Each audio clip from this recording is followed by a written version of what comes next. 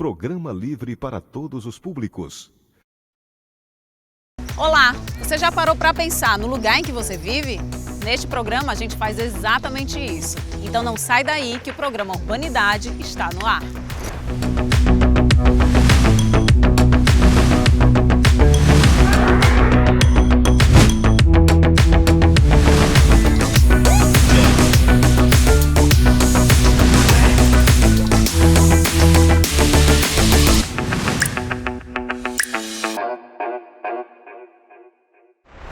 A busca por alimentos orgânicos está cada vez maior nas grandes cidades. No programa Urbanidade de hoje, a gente vai conhecer uma dessas feiras de orgânicos que acontece na Praia de Iracema, em Fortaleza. Vamos receber também o arquiteto e urbanista Jorge Lins para falar sobre o uso de espaços públicos e a diminuição de violência. E para começar, que tal entender como funciona a cabeça de um arquiteto? A Iane foi acompanhar o passo a passo de uma casa sair do papel e virar realidade. Olha só. Para um projeto sair bem perfeitinho, do jeito que a gente quer, tem que ter um profissional que cuida de tudo, do início ao fim. Junta as pontas, monta a equipe, pensa no projeto e entrega do jeito que a gente sonhou. Essa pessoa pode ser um arquiteto, por exemplo. Vamos entender um pouco mais o processo de criação, desenvolvimento e execução de um projeto do arquiteto Diego Studart.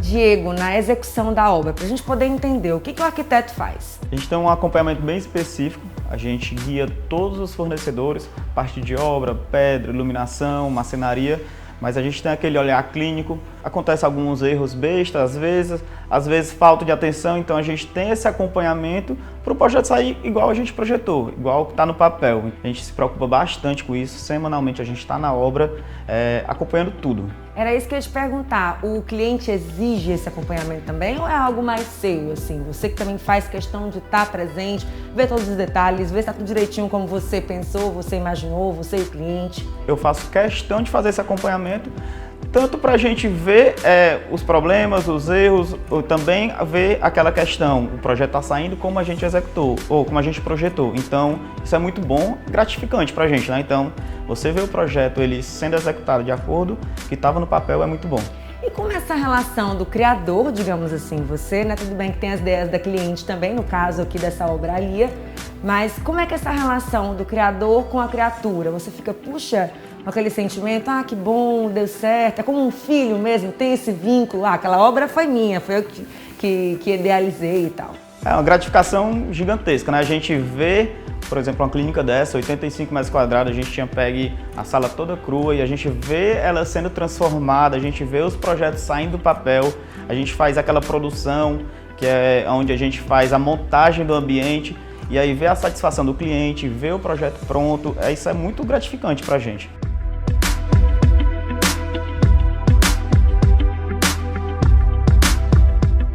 Lia é dentista e agora vai realizar o sonho de ampliar o seu consultório.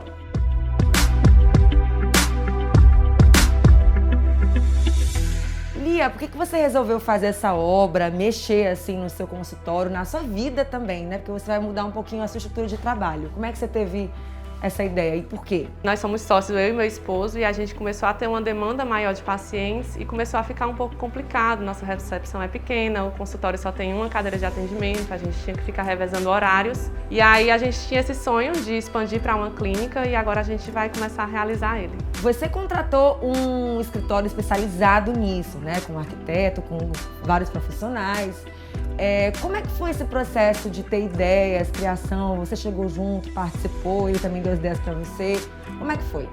Sim, eu contratei porque é de fundamental importância, né? E desde o início ele me deixou muito à vontade para poder dar uma chuva de ideias realmente para ele do que é que eu queria, né? Então eu capturei imagens do que é que eu gostava, o que é que eu me inspirava. Ao mesmo tempo também, como eu já tinha uma experiência anterior de outro consultório, tinha alguns pontos que eu também fiquei bastante atenta. Então, Diego, agora eu quero corrigir isso, porque no meu consultório antigo não foi feito assim, agora eu tenho que fazer assim. Então foi isso, a partir daí a gente começou a construir o nosso projeto. Você dá pitaco, assim? Muito! Fica em cima do pessoal na obra direto? Todo dia.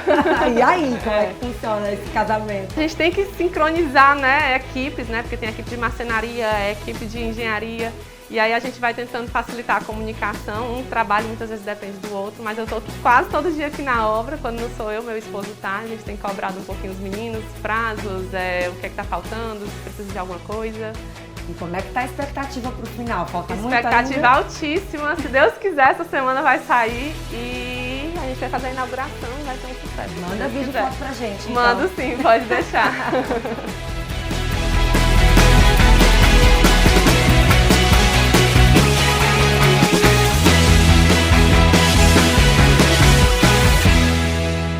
É como se nascesse um filho, não sei se você é pai, mas... Não sou pai, Não mas... é pai ainda, mas Não. é como se você fosse pai de várias obras, assim?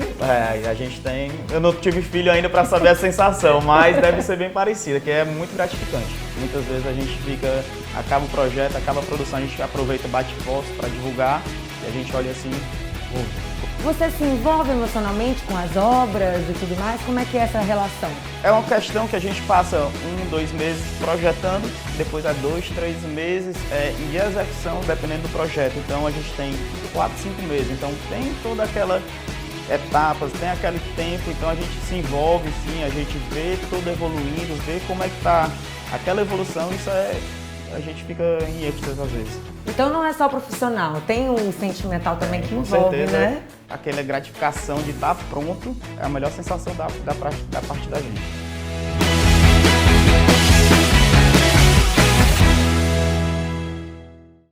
O arquiteto e urbanista Jorge Lins é o nosso convidado especial de hoje. E para começar, a gente quer saber quais as relações entre espaços de convivência e a diminuição da violência urbana. Conta pra gente. É a síndrome da janela quebrada, né? Ou da vidraça quebrada.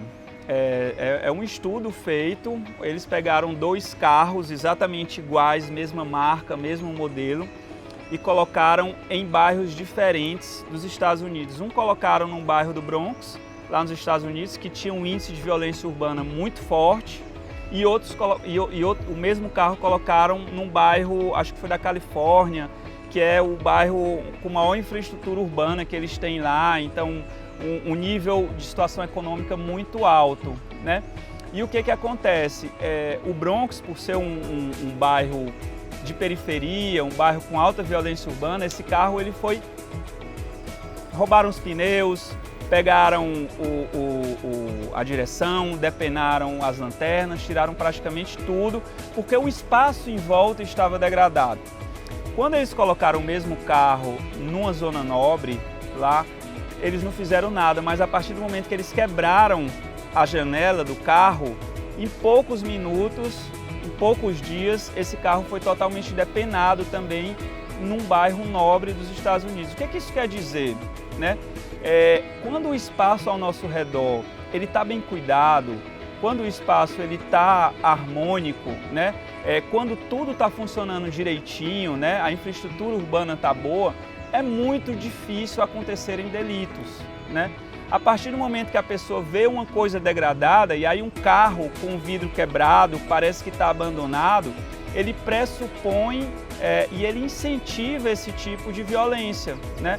Então, mesmo estando um carro numa área extremamente nobre, ele foi depenado exatamente porque ele estava ali com a vidraça quebrada.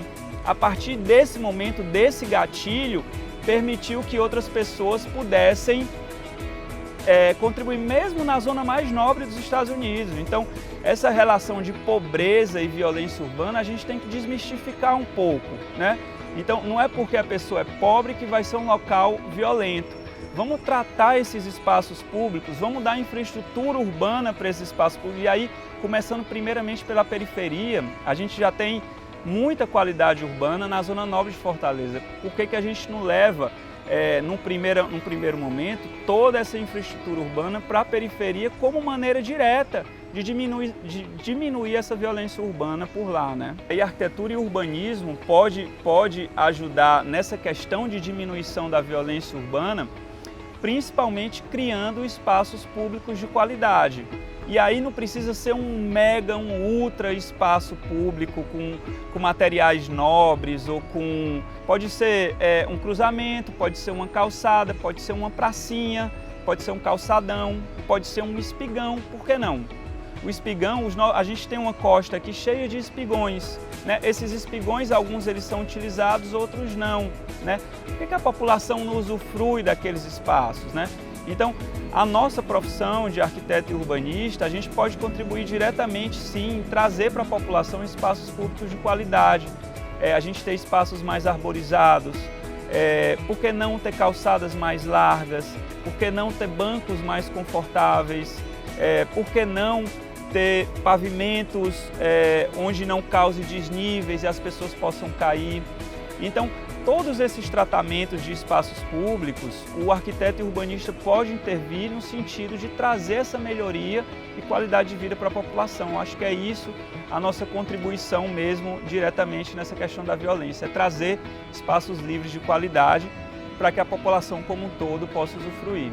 E aí é um trabalho de formiguinha mesmo, isso não vai mudar da noite para o dia, é impossível, né? Não só na nossa cidade, mas no país como um todo. Então, todas essas questões que eu já havia falado, né, de tratamento do espaço, de início, de estímulo para que as pessoas estejam na rua, é um primeiro passo.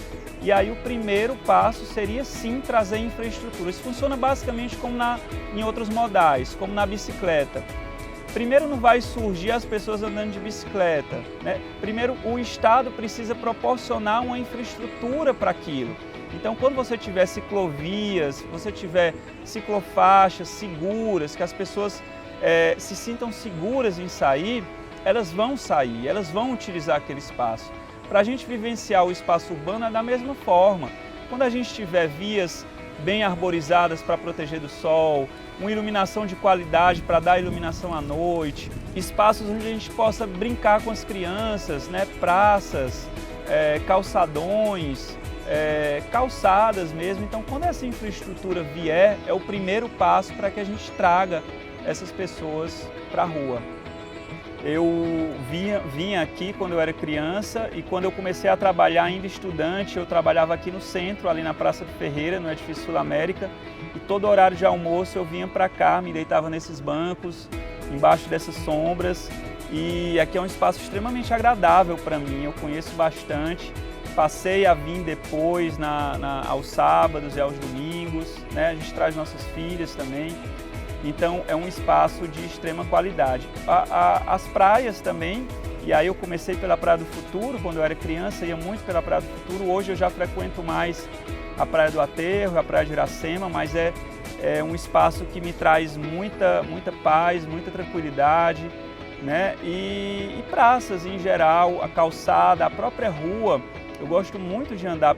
A pandemia nos atrapalhou muito essa questão, mas nós somos seres sociáveis, nós gostamos de nos relacionar e eu acho que essa urbanidade está em cada um, no sentido de você estar sempre se encontrando e vivenciar esses espaços que é tão agradável, tão bacana, e eu acho que urbanidade é isso.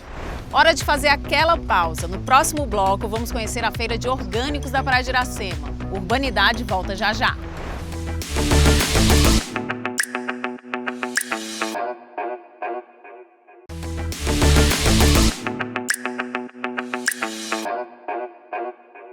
A busca por alimentos orgânicos só aumenta e com isso também aumentam os espaços que vendem esse tipo de produto. Eu mesma fui conhecer uma dessas feiras, a que acontece na Praia de Iracema. Olha só. Essa é a Rua dos Tabajaras, considerada patrimônio histórico e afetivo da cidade. Ela passou por uma revitalização no ano passado e é aqui que acontece a Feira Orgânica da Praia de Iracema. É aquela ali, ó. Vamos lá conhecer?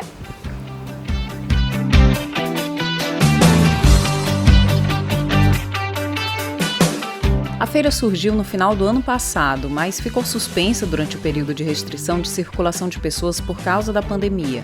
Agora ela está de volta aos sábados, de 8 da manhã ao meio-dia. É uma feira pequena e acolhedora.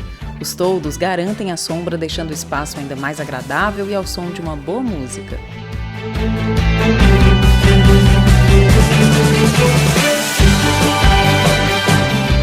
fala sobre a feira, como foi que ela começou, como foi esse processo, né, de montar ela. A feira foi uma ideia minha em conjunto com a Silvânia de Deus. A gente conversando, a gente sempre achou interessante fazer uma feira na Praia de Iracema pela manhã, né, para movimentar mais o bairro, né, trazer outras energias para o bairro. Aí eu ingressei no curso de agronomia da UFC e na vivência do curso eu tive a oportunidade de conhecer vários agricultores. E aí veio a chance de fazer a feira, né? E iniciar a feira em novembro do ano passado.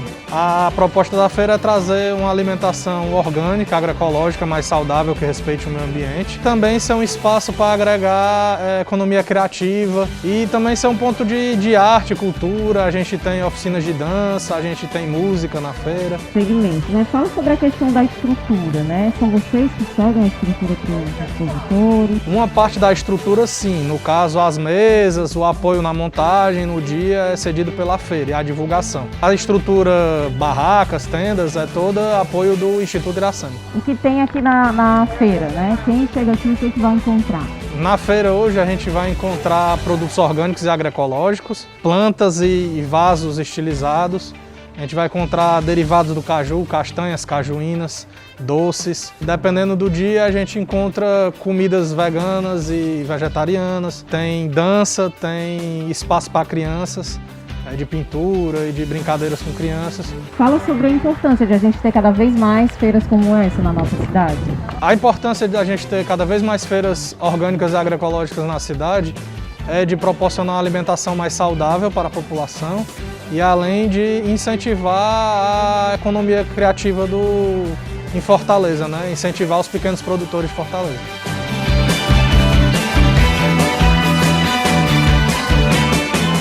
A feira recebe o apoio do Instituto Iracema, que tem o intuito de fomentar os empreendedores da economia criativa. Paola, começa explicando pra gente, contando pra gente o que é o Instituto Iracema.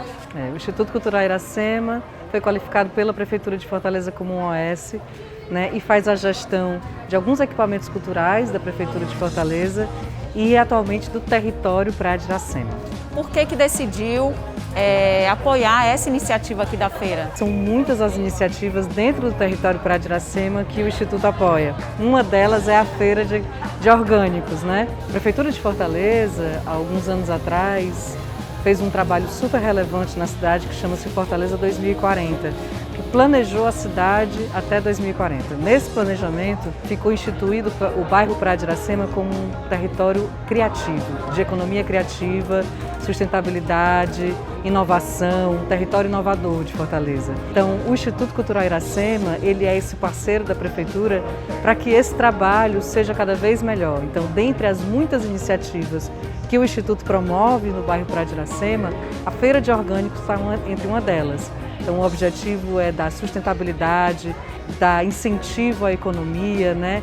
Trazer as pessoas de outros bairros para esse bairro e fazer com que as pessoas deste bairro tenham o melhor possível, o melhor bairro possível.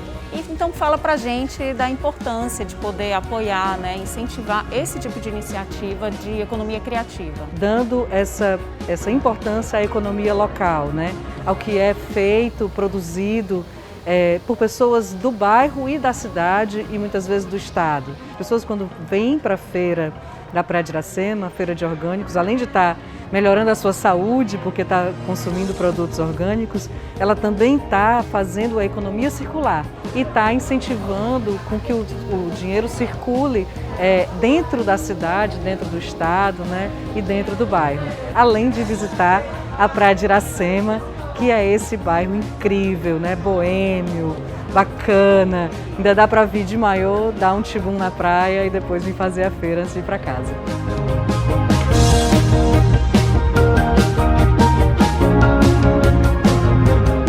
Eu conversei com a Lara Maurício, que é uma das expositoras. Ela vende geleias artesanais.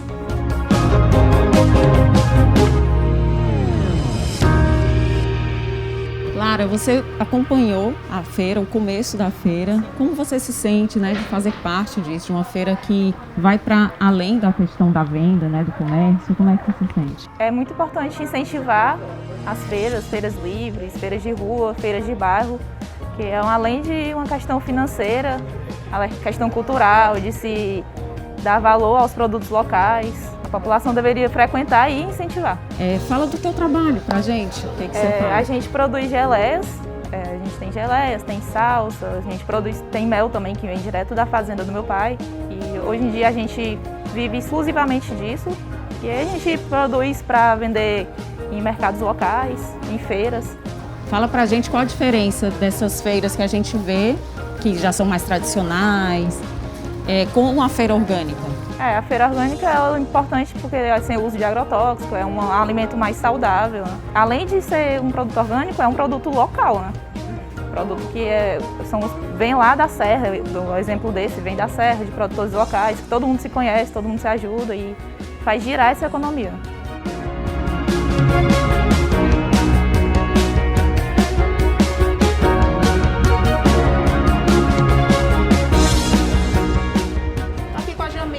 Frequentadora da feira, o que está achando? O que você acha de ter uma feira como essa no bairro? Eu acho muito importante para trazer ainda mais charme, beleza, né, e saúde para esse bairro tão querido que é a Praia de Iracema. Como é a vivência aqui para ti? Eles se preocupam com essa questão também de interação social, né? Então eu já vim para aulas de yoga, de dança, que eles disponibilizam para os clientes. Eu acho super bacana.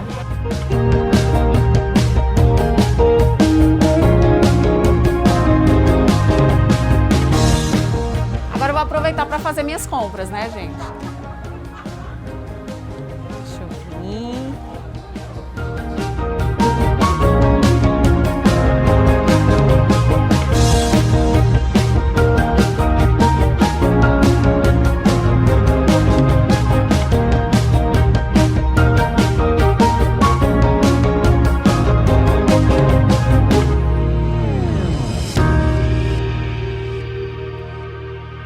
Agora vamos voltar a fazer contato com o arquiteto e urbanista George Lins. George, a gente acabou de ver a matéria sobre a feira de orgânicos na Praia de Iracema. Então fala pra gente sobre a importância de termos espaços abertos e livres de convivência para a cidade. Oi, eu sou o George Lins, sou arquiteto e urbanista e hoje a gente vai falar sobre a relação entre violência urbana e espaços públicos. Vendo aqui no programa Urbanidades essa feira de orgânicos que está acontecendo aqui na Praia de Iracema e vendo também tantas outras feiras que acontecem ao redor da cidade, né? Não só na Praia de Iracema, mas em outros bairros, feiras populares, a gente vê que esse tipo de ação é fundamental e bastante importante para que a gente utilize o espaço público. A gente vem de mais de um ano, quase 2 de pandemia, ela ainda não foi embora.